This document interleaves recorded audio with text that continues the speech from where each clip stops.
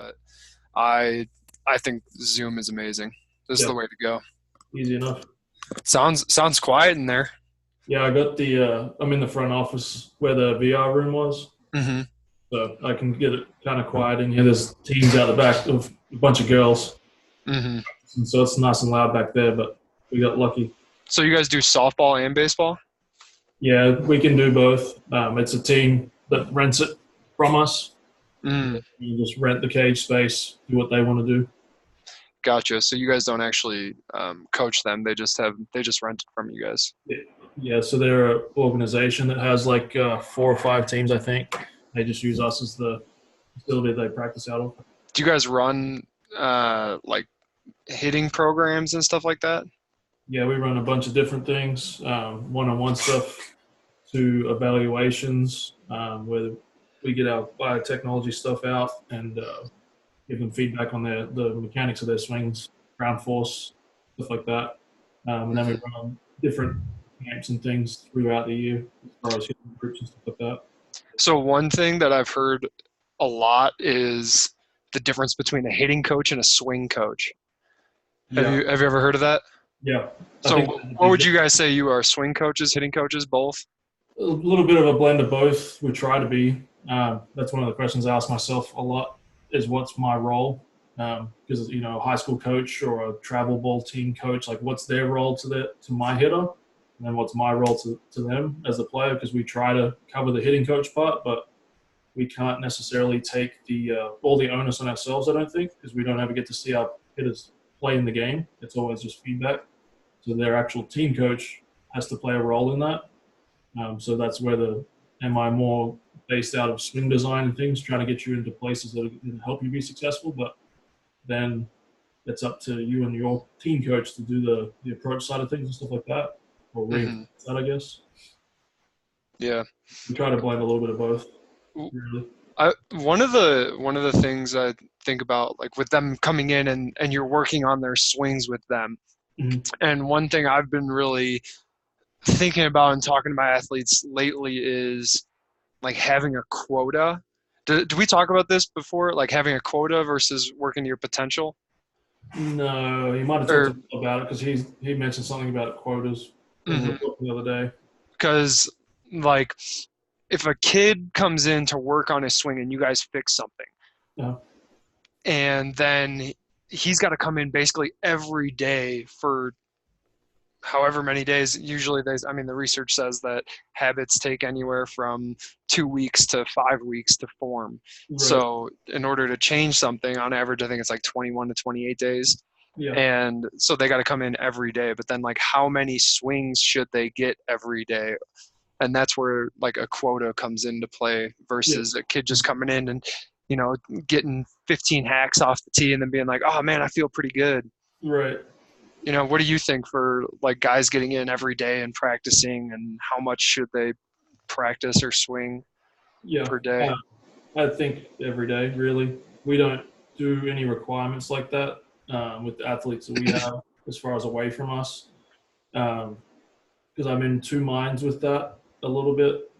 If I'm telling you you have to do stuff, then how productive is that stuff going to really be? If you go out and do it on your own, then it's going to be very productive.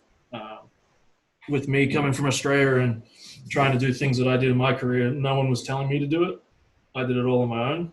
I was reaching out for resources and things to try to help me, but no one ever had to say, "Hey, Ryan, you need to go hit." And I think that was a big part of why I was successful in the end. Whereas if it's, "Hey, Ryan's telling you, hey, you need to go home and swing 50 times and do this and do that," like how much intent or how deliberate, I guess is the good word, is that practice really going to be? If someone's telling you that you need to do it, um, versus you saying, "Hey, Ryan told me to work on this at practice. I'm going to go out there today and fiddle around with that a little bit more and try to get better at it," is way more productive. Kind of like what we talked about with your seminar the other day, is we could have tried to force people to come to it, but how beneficial is that really going to be? We talk to their parents and talk their parents into bringing the kid. They're not going to really listen as intently as they should. So the people that did show up, the kids, the athletes that were there that were 12 years old and things, that was because their parents and them decided that, hey, it should be a good thing to come and see Tyler Basic talk. And then they were very happy with it too. So I think they take away more from those kind of things when it's them. Whereas the American culture seems to be the opposite, where it's always the parents trying to say like, "Hey, what's the biggest benefit for my kid? How can I help my kid get to the next levels?" And you're missing the whole point. Is you're going to get to the next levels because you want to, not because of what was provided or handed to you by your parents. Opportunity. So that's one of the big differences you see between the American culture and the Australian culture is like the kids. It's more or less like the parents asking the kid, "Hey, do you want to do this?" Or if you want to do this, let's go do it. Instead of being like, "Okay, is this going to help my kid or is it not going to help my kid?" Like the parent is ultimately making the decision instead of the kid. Exactly. Like the perspective from for me has just been that is my own career. I look back and my parents, I told or I asked them, "Hey, I need to go to this trainer. Or I need to be a part of this group. Can you get me to it?" And then they would provide that. Whereas here, a lot of the talks you have with the parents is, "Well, I don't want my kid to fall behind." Fall behind what? Like they're 11 years old. They're not going to fall behind anything if they want it as much as every other kid. But if you're, it's almost like the parents kind of have a approach or an end goal to the kid's career with baseball when that was never the case for me. I had my own end goal, Major League Baseball. My parents tried to help me get to that point. Was that a silly goal? Probably so. Like once you look back on it now, it's like that's almost impossible. But that was never the case going through it all, the process, whereas the parents already have the college scholarship or the getting to the major leagues or whatever this whole thing is. And so the pressures for the kid are a lot higher, I think. And that's why the perspective to me is just wrong in that regards. I have to have that conversation with a lot of parents is they're worried about messing this whole thing up, but they're not going to mess anything up if they just let their child try to figure it out on their own somewhat as far as their passion for things and whatever. Um, so there's Yeah, I always talk about that with with coaches. I Mhm. mean, it happens with coaches too, and they Right. always feel like they need to do the right thing for their athlete, or parents need to feel like they feel like they need to do the right thing for their kid. When really, you could just ask your kid. Kids are smart, man. Like I'm Right. working with a 9-year-old right now that Yep. he has said he has had better answers to the questions I ask than most college kids Right. that I ask. I'm like, man, this 9-year-old could come in and do a clinic for anybody. Gets it right. If you ask them the right question, like, hey, what's one thing you want to do in athletics? What's one Yep. thing that you want? And if they say be a professional baseball player, then like, there you go. Now you have their answer instead of you implanting that answer in their head. Or they Exactly. say, well, really, I just want to have fun. And now you know that their goal is to go out there and have fun. So as soon as they're not having fun, that's when you Yep. should start, maybe thinking about getting him some help instead of um, if he's trying to go to the major leagues. There are going to be times when it's not fun, and you Right. just have to remind them about that. That's like my buddy who's a strength coach out at UC Irvine right now. When I told him to get into he wanted to be a college strength coach, so I told him to get into the weight room right away when he got there, and he just hounded them over and over and over again until finally like week 7 when he came in again on week 7 and said, hey, can I please intern? They were like, okay, if you're not going to stop coming back, we might as well let you intern. Right. There Two you go. years goes by. His junior year, he calls me up one day and he's like, dude, I hate being a strength coach right now. I Yep. hate it. And then sure enough, his senior year comes around and he's like, I can't believe I was about to quit this thing. Like, I Yep. love it. And now he's an assistant strength coach at a good sized D1 university, Yeah. Exactly. you know? Yep.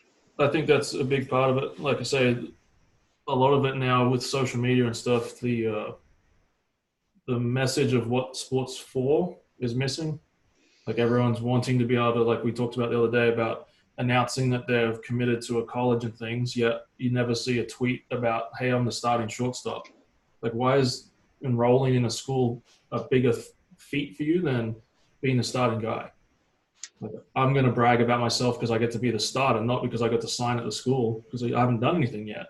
But that's all you see all over social media. So um, I think a lot of it is a lot of people want to be able to just brag on those kind of things. The parents are worried about their reputation in the workplace, getting to say, oh, my son's committed to this program, blah, blah, blah, blah, whatever, versus, the sport's supposed to be a fun thing. That's what got you into it. That's what you hear about the big league guys.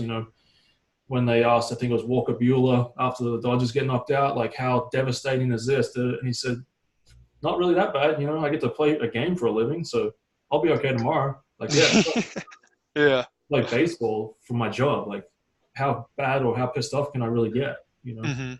One thing that I just thought of when you were saying that is it's almost like they put that tweet out or they put that picture on Instagram saying, "Oh, I committed here and I signed this piece of paper," and they're celebrating maybe all the hard work that they put into up to that point. But then Right. you're right, after that, you don't see anything. Like why don't you see anything? Hey, I made the starting position at the school that I committed to. You Exactly. don't you don't hear anything from them in terms of congratulating themselves Right. until they maybe get to the to pros. Right. So maybe it's not necessarily a bad thing that they're putting out that tweet Right. or Instagram picture or Facebook post, but it's like, why does it stop there, or why does it have to stop there? Are you Yeah. embarrassed of saying that you're the starter? Yeah. That's it. Like, that's my point. Is that should be the start of the whole thing, not the finish. Whereas you promote it as if it's the finish. Like, hey, I'm done. Yeah, that's Just the true. beginning. Like, you don't understand. That's how I take it. Is you just don't get it. You think that that's the goal. Like, that's not the goal. That's the stepping stones to get to where you want to get to. Really, yes, Hmm. it's a cool thing that you got to a Division 1 college or whatever, but the real work's only just beginning now. So, Hmm. um, but Or that's what if that is their goal though? Like just getting to play there. But then, I mean, you see this all the time too, I guess, like guys that they finally make it to the pros and mm, then they go through this kind of minor depression mm, because they've reached their goal and they're like, well, now what? And right, you have to go back and you have to up level and you have to be like, okay, well, I made it here. What's my next goal? Which is, I mean, that's only human. We're right, teleological beings. Telos meaning target. We need a target, and as soon right, as we reach that target, it's only natural to look towards right, what's next. right, Celebrate that for sure, but then the next day comes. right. Walker Exactly. Bueller is focused on the next day. Yeah, exactly. That's what we've tried to do at the facility this last year and this off season, especially. Is I've tried to give a bigger game plan to my athlete. So, like, we take them through a swing assessment or a swing evaluation. Here's what your deficiencies seem to be. Like, here is our goals that I think we can improve the most, and give them all the information that we can. And that's from like 9-year-olds through to high school, college guys, whatever. Here's what I see. Here's the information that's out there as far as what guys at the next levels are doing and where you're at, and then try to give ourselves a set of goals for the off season so that every time we come in, we are both on the same page. Because this time of the year for a lot of the kids, like the younger guys, like we're saying, with getting pushed to go to practice and all these kind of things, you can see them a lot of the time starting to drag their ass a little bit as far as not want to be there, and trying to use that to be the motivator. Is like, here's the goal, here's the target of the session. Once we hit this target, then we can start talking about some different things. But until that point, why are we talking about anything else? And then it has been a pretty successful motivator for a lot of the players. There's some guys that are like hit their targets really quickly. Other guys are struggling to get there, but at least we're still on the same page with what productivity we're trying to get from the sessions, which in the past that wasn't the case. It was always subjective. Just trust what Ryan said. This is how you get, like, trust me, man, you're hitting better today. Like, I promise. And that's what kind of got us into the technology side of things in the first place. Is when you start to measure things, you're actually giving some objective feedback on the positives that are happening um, to you as a player, versus just me telling you how much better you're hitting because I told you to swing a certain way and you hit a ball good once or twice. And I have no idea if it was actually changed or not. Like you're saying, it takes 28 days to change something completely. Coaches are just going to watch the next ball. If it gets hit good, they're going to say, hey, told you, that was way better. See how much better that was? Hmm.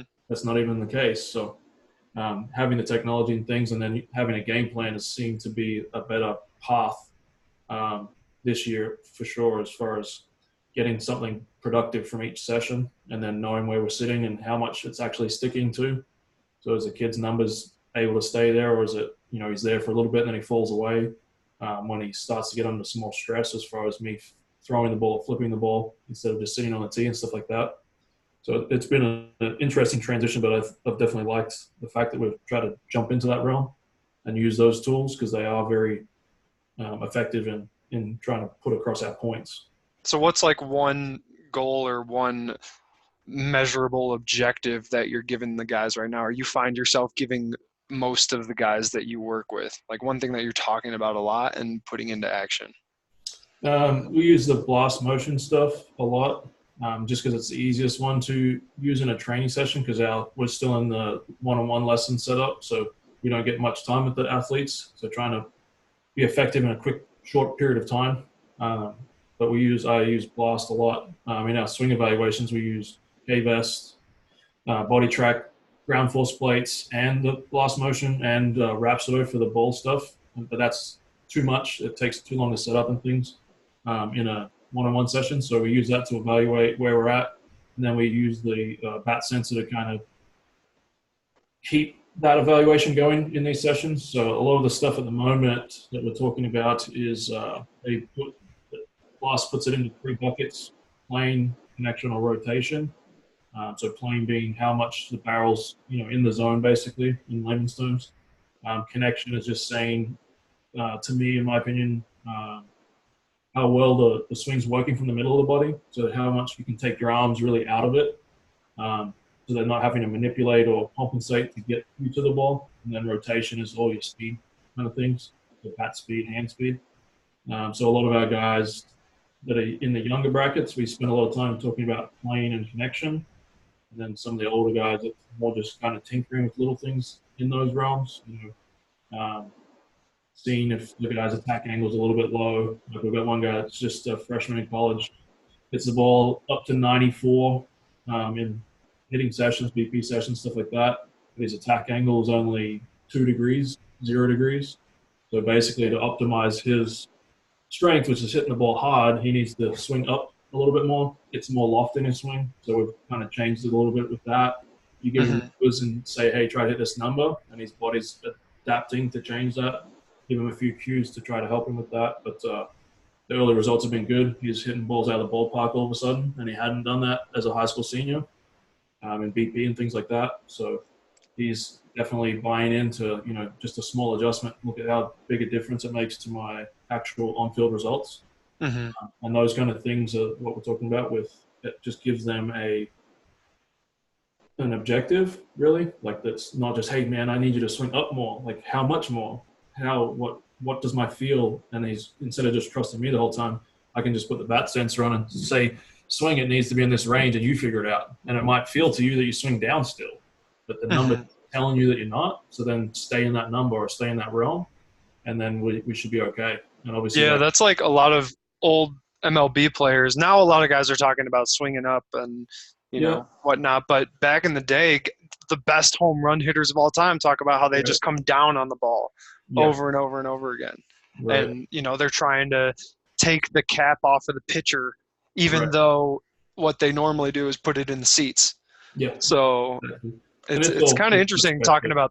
talking about different cues that kids have for themselves, or that you give cues to them. Right. Have you ever read the book The Hitter's Discipline by Mm-mm. Ronnie Ortega?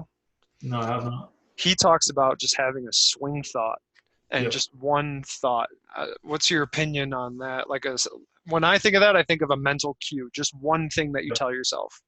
yeah. No, that's a huge thing. We talk about that. We have a camp that we run at the start of the year with live at bats, and we have we have 3 different age groups. So it's like high school, so freshmen through seniors, and then we put it into like a middle school bracket, so like 13 through 15, and then we have a young group, which is like first year kid pitch for us, which is about 8U, 9U, and then that goes to 12s. And that's one of the biggest things for the youngest group is telling them to just like have just one thought, because how do you stop yourself from overthinking? Like your random thoughts are going to be there. You're nervous, all these kind of things. If you just repeat the same thing over and over and over, the way that I heard it described to me when I was an athlete years ago now, but was your brain's like the front desk secretary. If someone calls to, hey, Tyler wants to talk to you, and I tell him, hey, just tell him that I'm at lunch, call back. How many times do you think that front desk secretary is going to bring me the same message that Tyler wants to talk to me before they just tell Tyler automatically, hey, he's already out, Ryan's at lunch?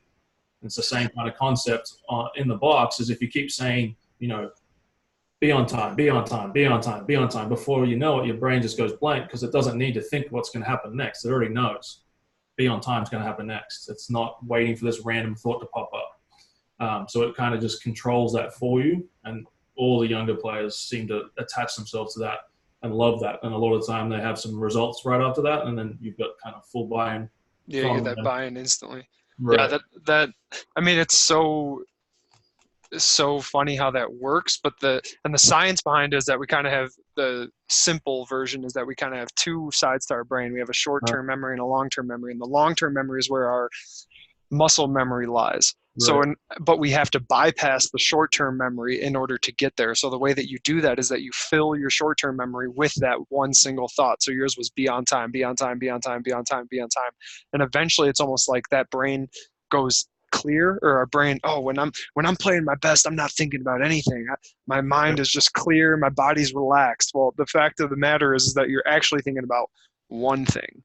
You're Right. supremely focused on just one thing. And when you do that, the stimulus from outside kind of skips over that part of our brain and gets to our, like, the unconscious part where we can just do.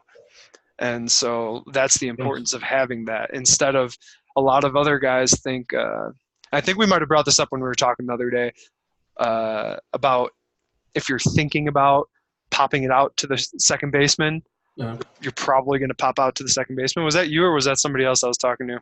I think there was somebody else. We talked something along that lines, but not that exact. So the story then, oh, I know who it was, but the story the kid told me was about how he popped it out to the second baseman 3 times in the same game, and then he came up for his fourth at bat, and he was just telling himself, he didn't even realize he was telling himself, just don't pop out to the second, do Right. anything but pop out to the second baseman. Yeah. And what do you think he did? Pop out the second baseman. Popped out to the second baseman, and he comes Right. back to the dugout, and his coach said, let me guess, you were thinking about popping out to the second baseman. He Right. goes, yeah, I was, man. He's like, that's exactly why you did it. Like, your Yeah. body organizes itself, and there's research in biomechanics around this too. Like, your body organizes itself around the thoughts that it has.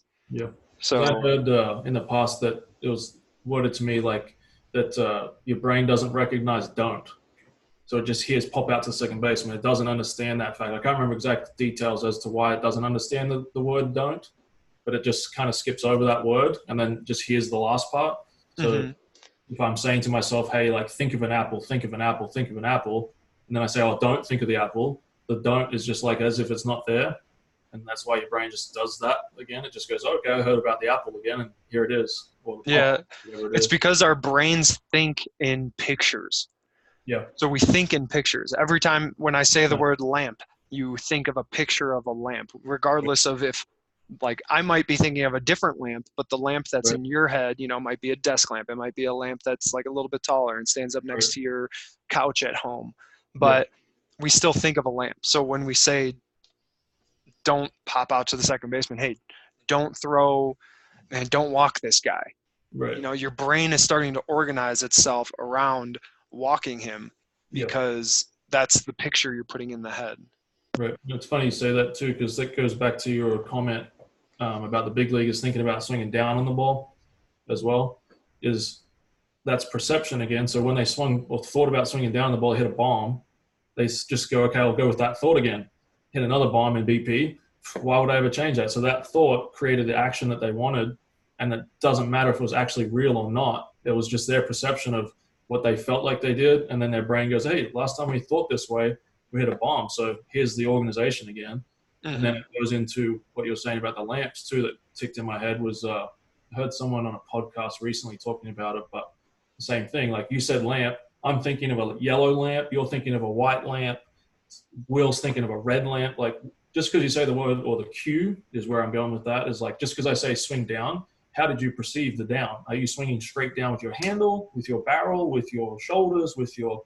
And just because I say that, and that's where coaches get it wrong a lot of the time, I think, is we say a term or something that we want them to do, and we have our own perception of what that means. That's not the perception necessarily of the kid. So a lot of the time we spend telling the cues or whatever, but asking what does that mean exactly. And then that's where the technology thing comes back into it too. Is when a number changes, because I tell a kid to swing down for whatever reason, um, I see the numbers change on the computer screen. He sees the numbers change. My next reaction is to ask him, what was he thinking?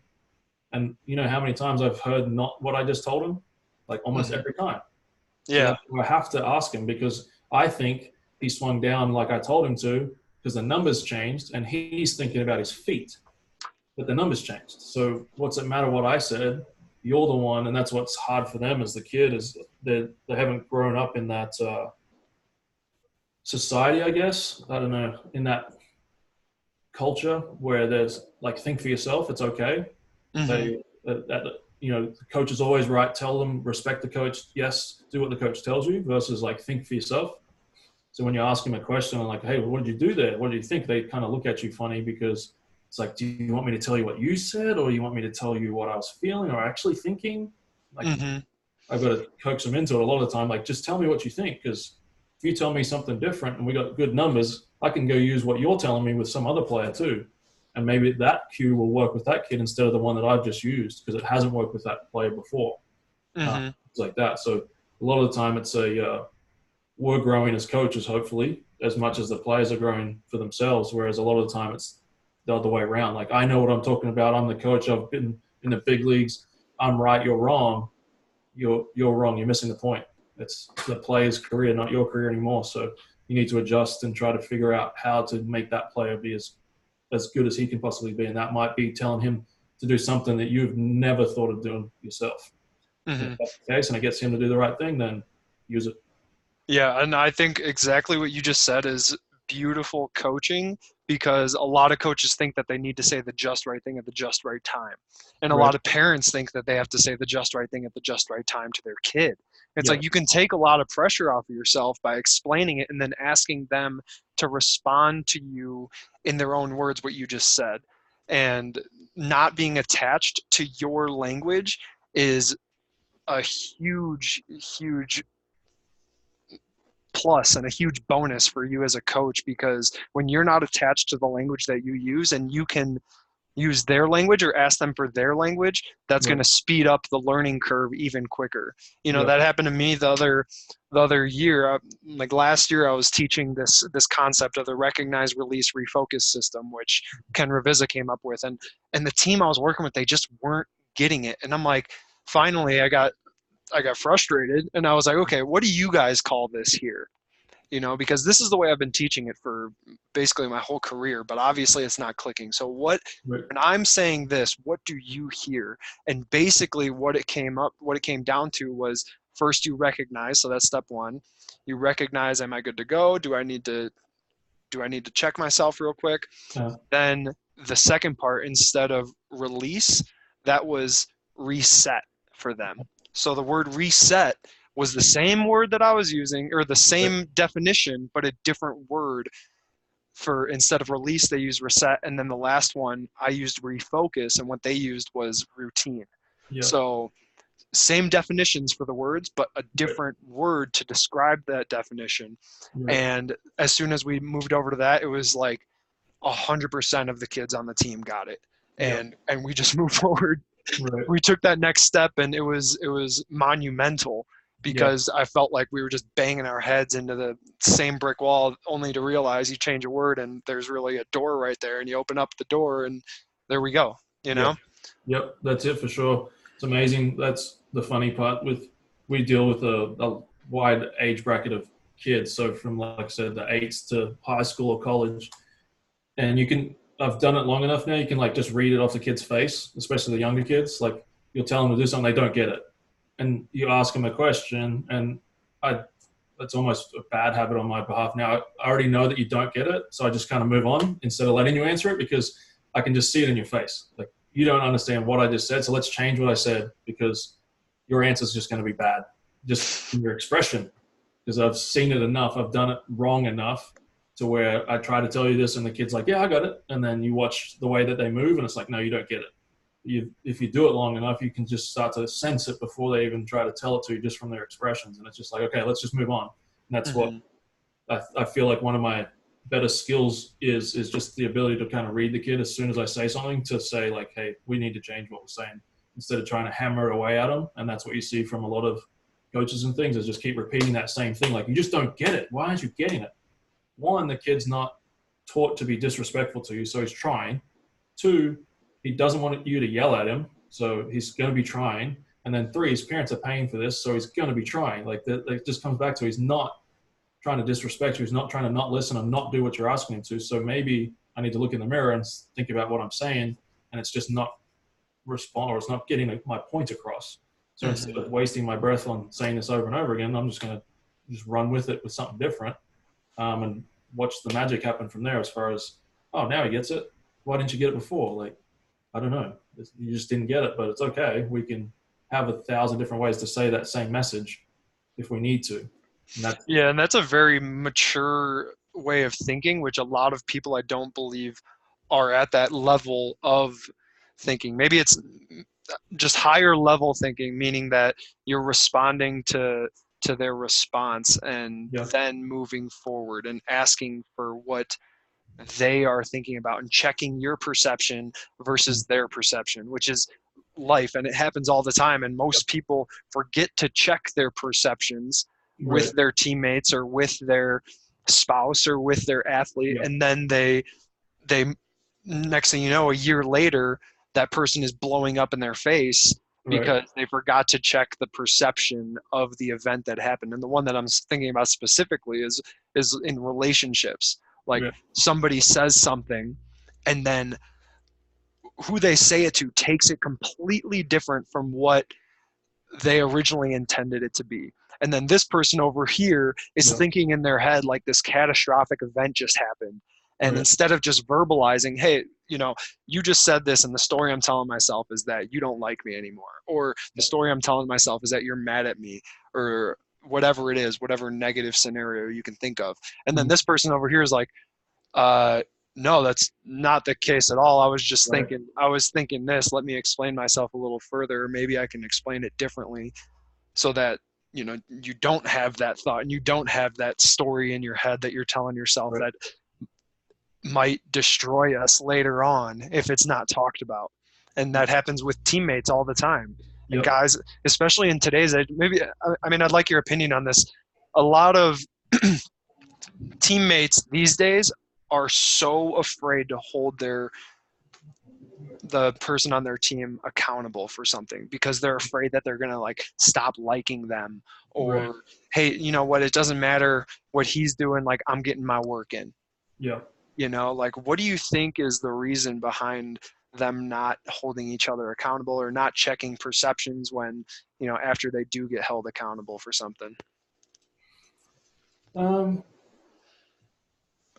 I th- yeah, I think you're hitting the nail on the head, really, as far as it's just the fear of being, like, we deal with it with some of our high school guys. They have teammates that are terrible teammates, cutting corners wherever possible, doing whatever. And then you have this kid that's like diehard, wants to win a state championship, wants to go to the big leagues, whatever, like is a diehard, passionate baseball player. And then we have some of these conversations with it. I'm not sure exactly why they are afraid of it, but that's the same conversation. Is like, it's okay. Like, he's not going to be a friend in 2 more years anyway. Like, who cares?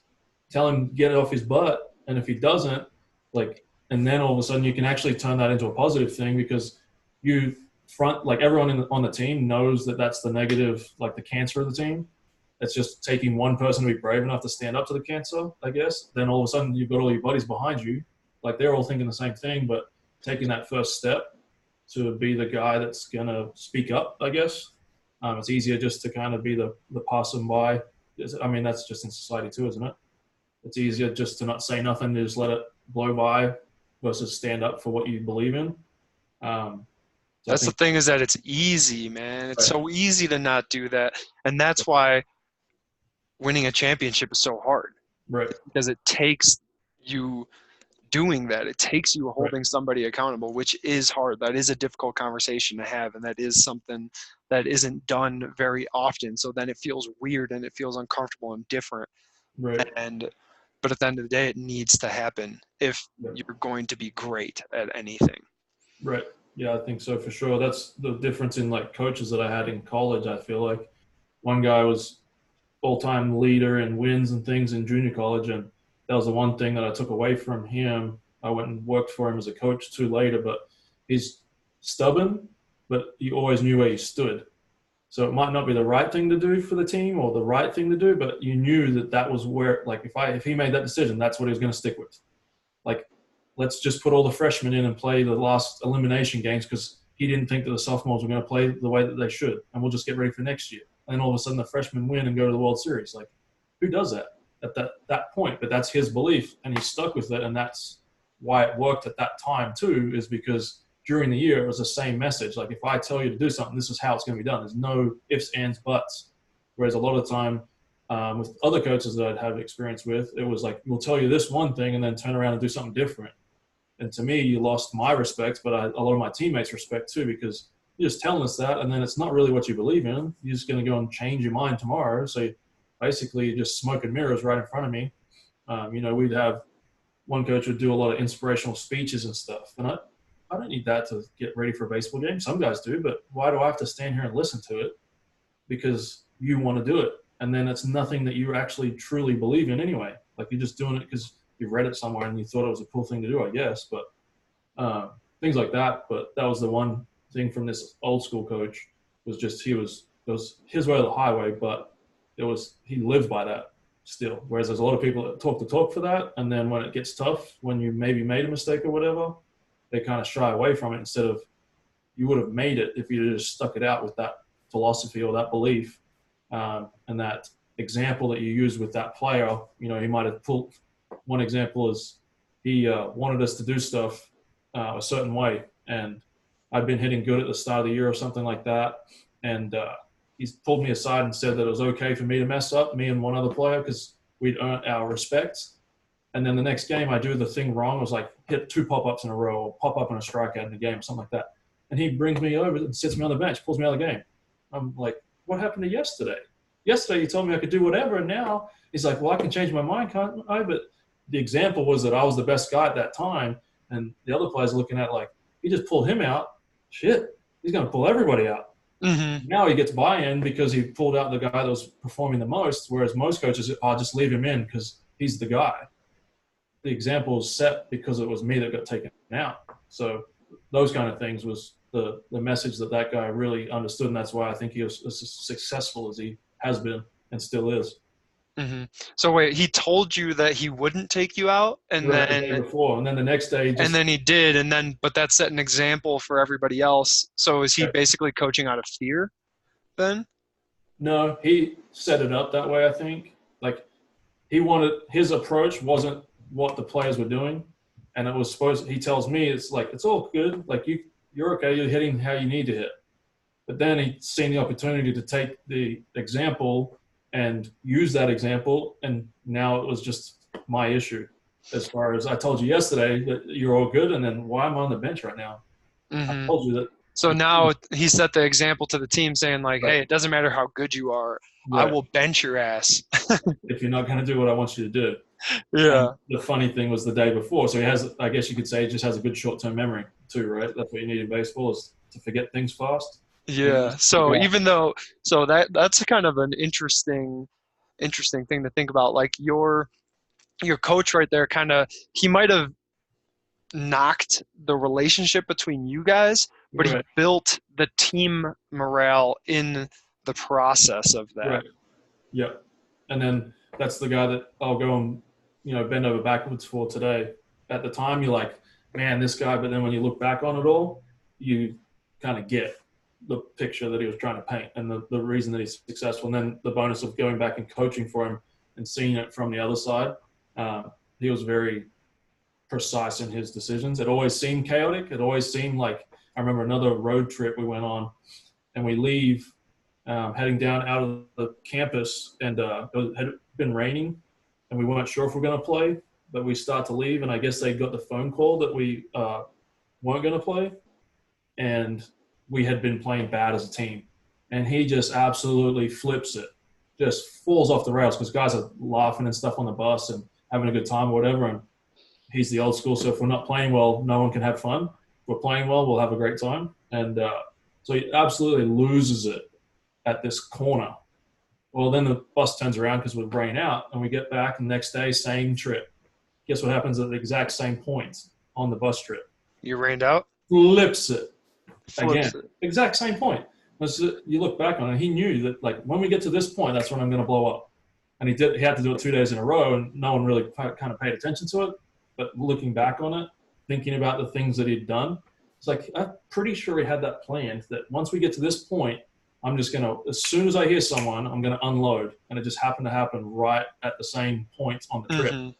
It's See, like, that's beautiful, and that makes me think about anger and how you like people get angry, mm, right? And I think there's a point for anger. He wanted to make his point about your guys' play right, in that moment, right, but he was controlled. It was controlled anger, right, and he might have flipped it, but like you said, it seemed very planned, yeah, and that's the difference between a mediocre coach and a great coach is yeah, that you're able to use your anger as a motivator and use it in a controlled manner instead of just going like yeah, seeing red and ripping people apart for no reason at all. right. And That's what I mean. Is when I got to coach with him later, you see that's when it's made me start to think about those things because he is very intelligent in that regard. At the time, you're like, dude, this guy's just an old school hard ass. He just flips on. And then when you find out more from the coaching standpoint, as far as being one of his peers versus one of his students, you started to see that he was very particular or articulate in his decisions to raise his voice, to get mad, to pull someone aside, to not yell at somebody else, all these kind of things. It wasn't just this like emotionalist, like mentally weak person. He just had it to where he had you fooled in the end, I guess, using, like I say, fear a little bit or whatever, anger to motivate guys. And that style is kind of dying with today's kids and things too. And he's actually adjusted that. You go and watch him coach now, and it's completely different. We always joke about how much harder we had it, why he's mhm, so soft on these guys, but he just understands that that method is not going to be perfect all the time. So adjust with the times, or you're going to end up being out of the game pretty quickly. So, mhm. Yeah, um, and I think of this triangle that I got from one of my mentors. His name is Greg Warburton, but it's kind of the triangle of self-reliance. When you're teaching a kid how to be self-reliant, you have to do three things. You have to catch when they're doing the right behavior that you're looking for, yeah, and you have to consistently set limits, and then you also have to listen to understand and ask those quality questions yeah, with genuine curiosity. And when you do those three things, that's when you create a self-reliant athlete that knows what to do moving forward. yeah, And like with him right there, you talked about two things. I bet you could come up with another story where he did listen to understand, mm, but the first one was catching that good behavior. So when you were hitting right, he was saying, hey, like, you're hitting the way I want you to hit, right, keep doing that. mm, And then you see him consistently setting limits with the guys, so blowing up and using that controlled anger to let them know, like, hey, this is the limit that I'm setting for you guys right here. And then I'm sure you have like another story of him actually listening right, to understand and hear out his athletes. yeah, And nowadays I bet you he's doing that a little bit more than he's setting limits, which is right. why you're saying he's probably a little softer. Yeah, and it's because it's probably required from the athletes today too. Like they know where they stand. They're more intelligent. Like they're not as fall in the line style of player. They've grown up in a society where everyone's on social media praising what you've done, and if you don't play well for this team, we'll find another team. Like everyone's kind of patting you on the back all the time versus Hmm. the old school. Your teammates more important. Dirtbag, do whatever it takes for the team. That kind of mindset is different in little league baseball and travel ball and all these things now. So he's had to adjust the way that he's trying to approach his players to get the best out of them, and that's one of the things that 30 years or whatever it's been for him of coaching kind of allows you to see and understand. Hmm. Man, well, I think we should end it with that. I think you have a Yep, got to get lifting my team guys that just got lifting some done. weights. Hmm. All right. Well, where can people reach you at? We are on Instagram at the Baseball Lab, and then we have another one called OKC Cages and Performance. That's kind of more of our facility one, and the baseball lab is my hitting evaluations and things like that. Cool. And then email? Yep, Ryan at okccages.com. Awesome. And last question, what was your number one takeaway from this little chat we had? Number one takeaway. That's a tough question. Number one takeaway. Just that athletes' opinions or athletes' points of view are just as important as our own. Like listening, being a good Mhm. listener is probably one of the better skills that you should have as a coach versus knowing all the right answers and things like that. And then being, I guess, being willing to grow or be wrong as far as it's okay. Like the Mhm. athletes will still respect you. You don't have to have all the answers. You can grow together. Yeah, and just kind of piggybacking off that, being a listener, but asking a quality question. Because if you're Yep. bad at asking questions, you're going to get bad answers, and that's just going to further frustrate you. So, coming up with good quality questions so you get good quality answers that you can specifically listen to and then move forward Yep. and create a growth plan. So, Right. awesome, Ryan. Well, Yep. thanks, man. I appreciate it. Yeah. I'll talk to you soon for sure. Sounds good, man. See you. All right, see ya.